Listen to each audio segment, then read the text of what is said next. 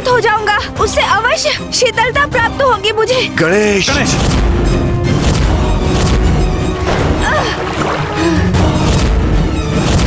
गणेश कहाँ है?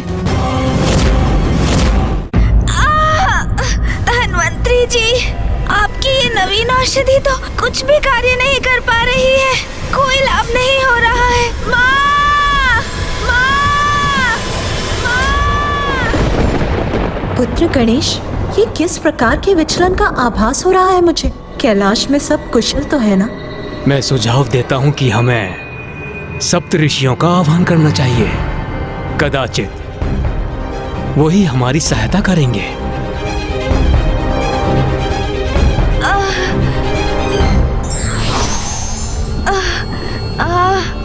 गणेश जी को शीतल करने हेतु हमें एक ढांचे का निर्माण करना होगा।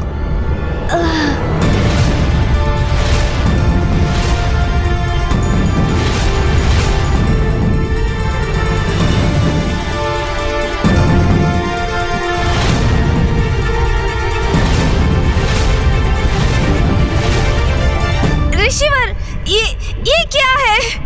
इससे भला क्या होगा?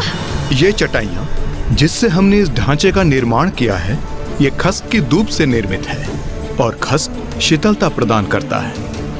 इसलिए अब सर्वप्रथम वरुण देव वर्षा प्रदान करेंगे।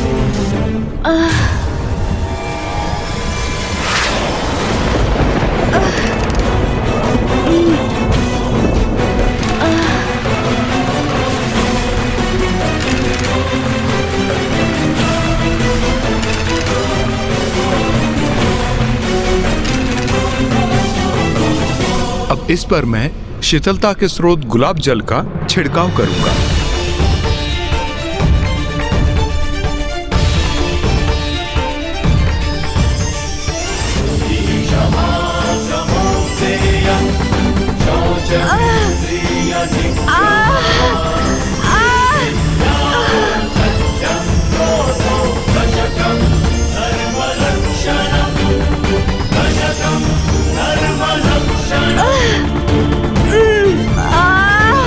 अब वायुदेव वायु प्रवाहित करेंगे। अब गुलाब जल और वायु खस के चटाई से होकर आपको स्पर्श करेंगे, तो इससे आप अवश्य शीतल होंगे।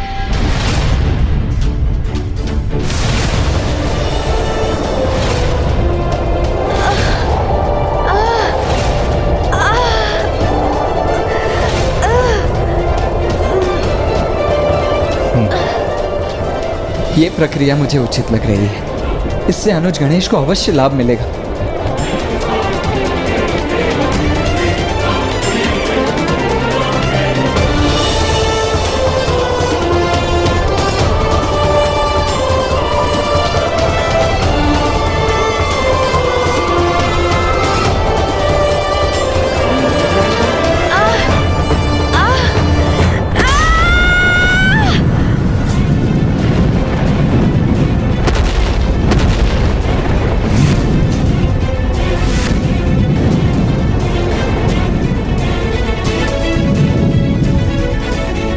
गणेश जी के शरीर से निकलने वाले अग्नि ने तो नीम के वृक्ष को भी जला दिया। इस उपाय का कोई भी लाभ नहीं हुआ और ये ताप तो अब और भी ऐसा नहीं होता जा रहा है।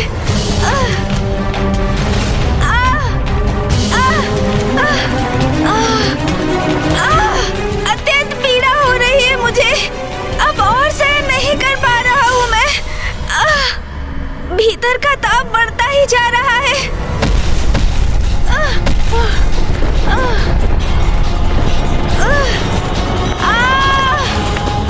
ये क्या? धन्वंतरी जी!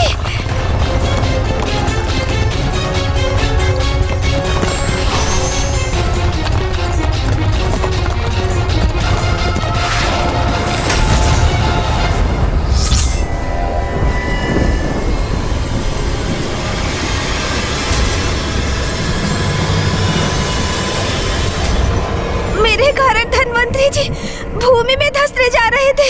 सभी इतने चिंतित हैं। मेरे तन के इस ताप से सृष्टि भी कुप्रभावित हो रही है। नहीं, अब किसी अन्य को नहीं, मुझे ही इसका कोई उपाय सोचना होगा। किंतु मैं करूं तो क्या करूं? मेरे उदर में इतना ताप उत्पन्न हो रहा है। मन तो कर रहा है कहीं जाकर किसी सरोवर में स्थित हो जाऊं।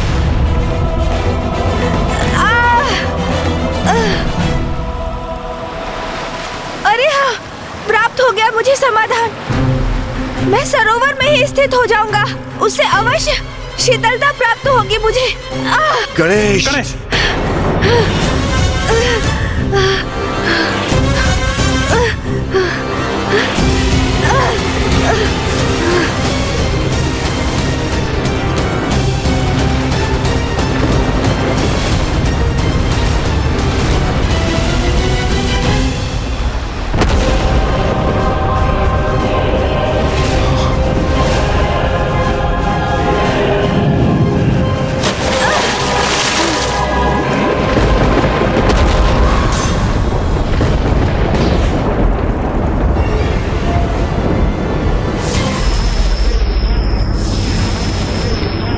सरोवर के जल की शीतलता से तत्काल उपचार मिल रहा है मुझे। अब मुझे कुछ समय यहीं रहना चाहिए, फिर मैं अवश्य पूर्ण रूप से शीतल हो जाऊंगा।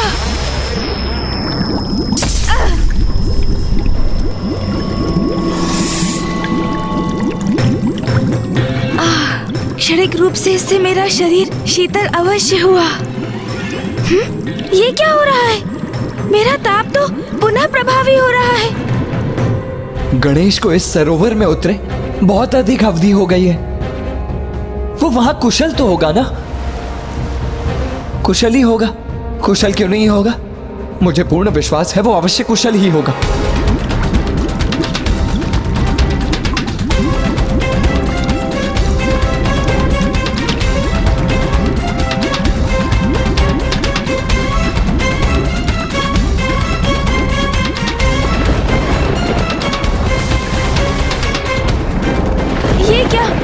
जल में विचरण करने वाले जलचर तो मेरे शरीर के ताप से तड़प उठे हैं। मृत्यु हो रही है उनकी। नहीं, मैं अपने कारण इन जलचरों के प्राण संकट में नहीं डाल सकता।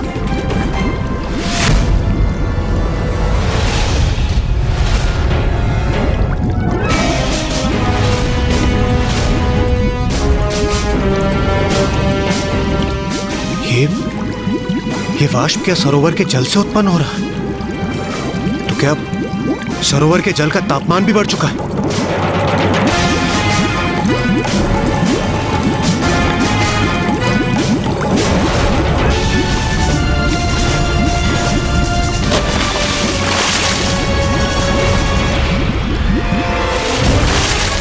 देवगण बचिए!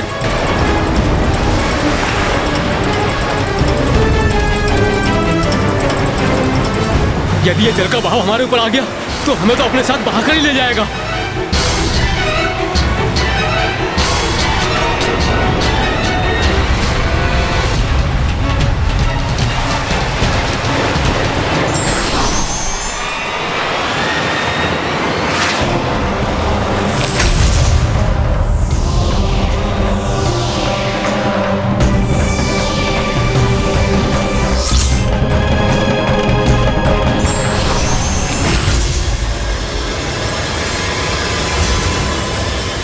इस सरोवर में मैं और अधिक देर तक स्थित नहीं रह सकता। मुझे शीघ्र यहाँ से निकलना होगा।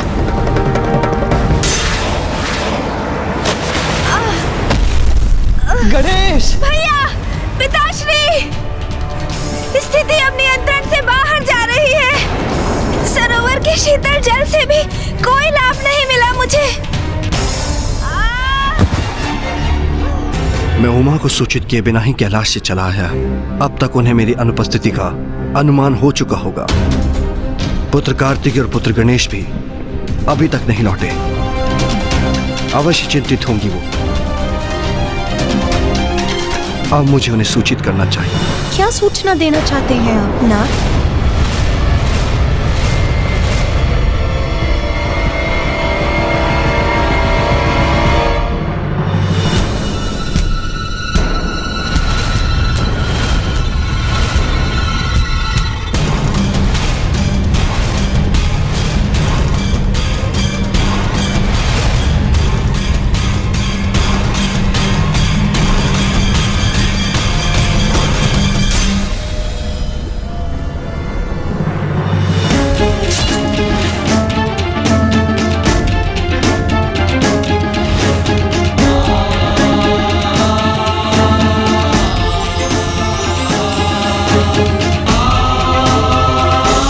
अश्विनी कुमार, आप यहाँ? और गणेश? गणेश कहाँ है?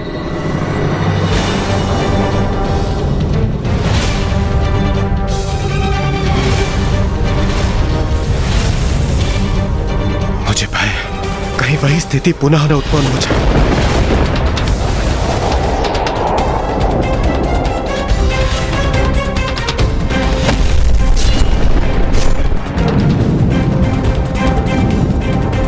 ये क्या, माता तो यहीं चली आई। यदि इन्हें ज्ञात हो गया कि गणेश जी की पीड़ा से हमने ही इन्हें अवगत नहीं कराया तो उनके क्रोध के भाजन हम मरेंगे। माँ वो स्वामी, बताइए मुझे क्या बताना चाहते थे आप? और मेरा पुत्र गणेश कहाँ है?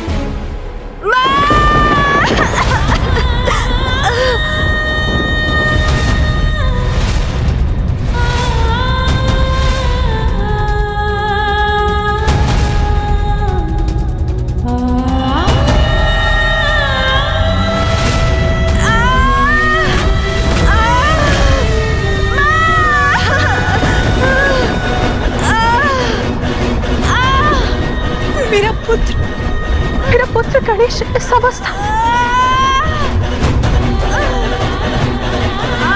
गणेश के तन से इतना ताप क्यों उत्पन्न हो रहा है?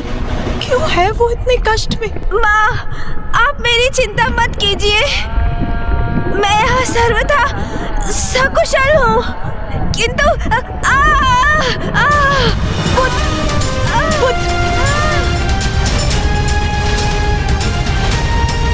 क्या हुआ है तुम?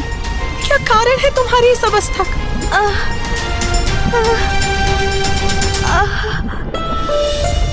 अच्छा पुत्र, कुछ मत कहो। सर्वप्रथम तुम ही स्थान ग्रहण करो।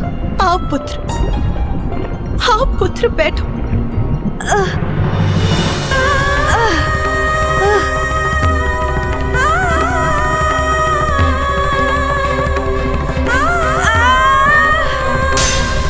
कहीं गणेश को इतनी पीड़ा में देखकर उमा का क्रोध जागृत न हो जाए। माँ, मैं सर्वथा कुशल हूँ, बस उधर में थोड़े ताप का अनुभव हो रहा है।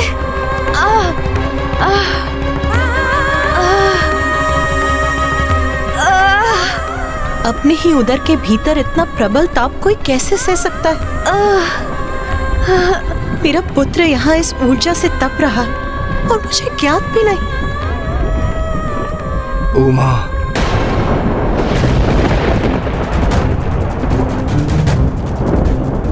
समझ गई, सब समझ गई।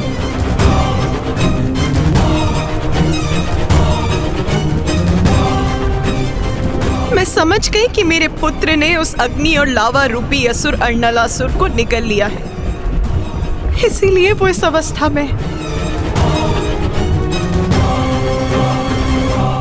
किंतु मैं ये नहीं समझ सकी कि आप सब प्रबल प्रतापी देवताओं के होते हुए मेरे पुत्र को ही उसका वध क्यों करना पड़ा? जिसका भय था वही हुआ।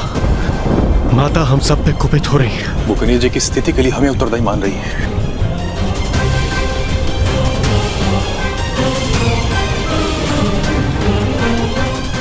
मैं ये समझने में असमर्थ हूँ कि समस्त संसार में सब असुरों को मिटाने का दायित्व मेरे पुत्र पर ही क्यों आता है?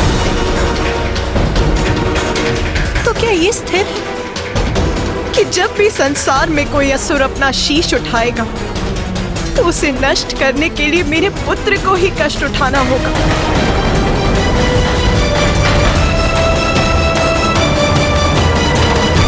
माँ, क्रोधित मत होइए आप।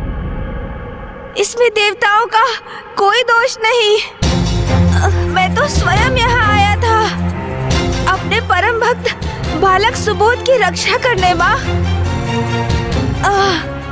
और अर्णलासुर का वध करने का कोई अन्य मार्ग भी नहीं था, इसलिए मुझे उसको निगलना ही पड़ा। किंतु माँ, मेरा उधर थोड़ा अशांत है, अन्यथा मैं कुशल हूँ माँ, और कुछ समय में ये अशांति भी अवश्य दूर हो जाएगी। हाँ, मुझे स्पष्ट दिखाई दे रहा है पुत्र तुम कितने कष्ट में हो। माता, गणेश जी को इस कष्ट से मुक्ति दिलाने के लिए हमने धन्वंतरी जी, अश्विनी कुमार और सप्त ऋषियों का आवाहन किया और इन्होंने सभी संभव प्रयास कर लिए, किंतु माता। हाँ माँ, गणेश के उदर की उष्णता को शांत करने के लिए हम हर संभव प्रयास कर रहे हैं, किंतु अब तक तो हम उन सब में निष्फल रहे हैं। और माँ, गणेश तो अपने उदर की उष्णता को शांत करने के लिए स्वयं सरोवर में तक कूद गया, किंतु अन्य उपायों के समान उसका भी कोई लाभ नहीं हुआ, है ना? गणेश की इस अवस्था को देखकर सभी यहाँ पहुँच गए। सबने भिन्न भिन्न उपाय भी कर लिए, किंतु किसी के भी मन में ये विचार नहीं आया कि आप सब मुझे उसकी माँ को सूचित कर दें। स्वामी, यदि आप मुझे सूचित कर देते तो गणेश की इस पीड़ा का अंत बहुत समय पूर्व ही हो जाता। ये क्या कह रही है माता पार्वती?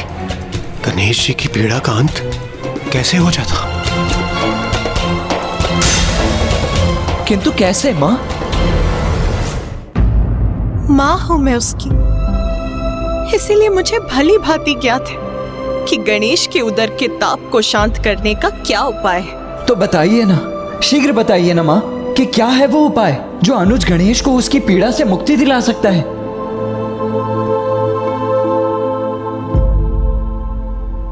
दुर्वा धूप, दुर्वा धूप, दुर्वा धूप।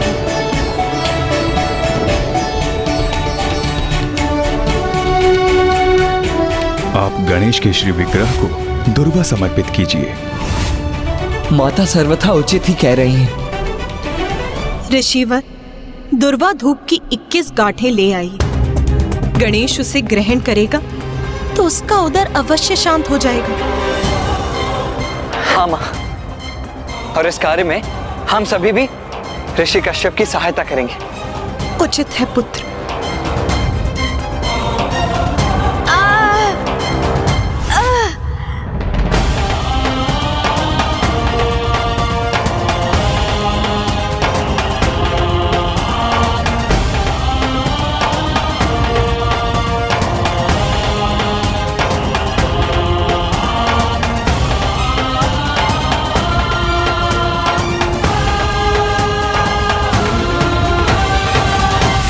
ऋषिवर, कृपया ये दुर्वा गणेश को ग्रहण करवाइए।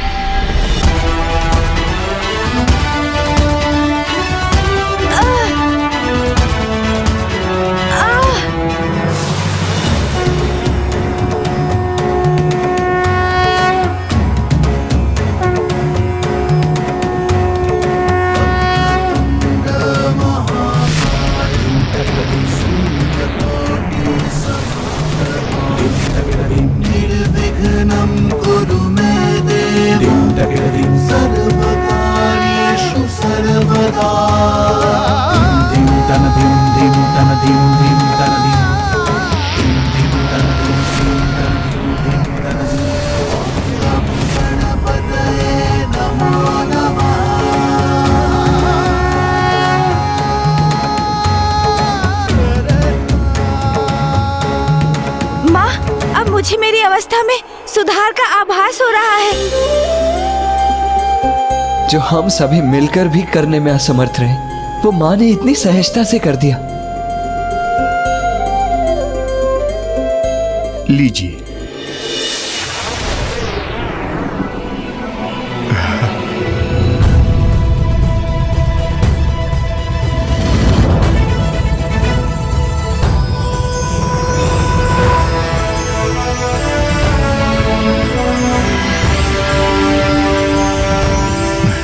धन्य।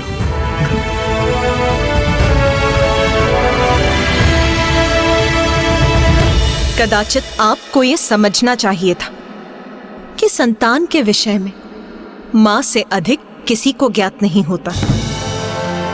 माता, इस दुर्वा ने गणेश जी की पीड़ा को कैसे शांत कर दिया, जबकि हमारे समस्त प्रयास तो विफल रहे।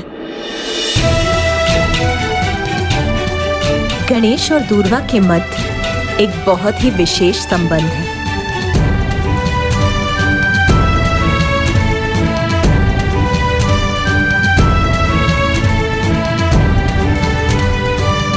कभी छोटी से छोटी वस्तु वो चमत्कार कर जाती है जो बड़ी से बड़ी वस्तु नहीं कर पाती। इसीलिए हमें किसी को तुच्छ नहीं समझना चाहिए।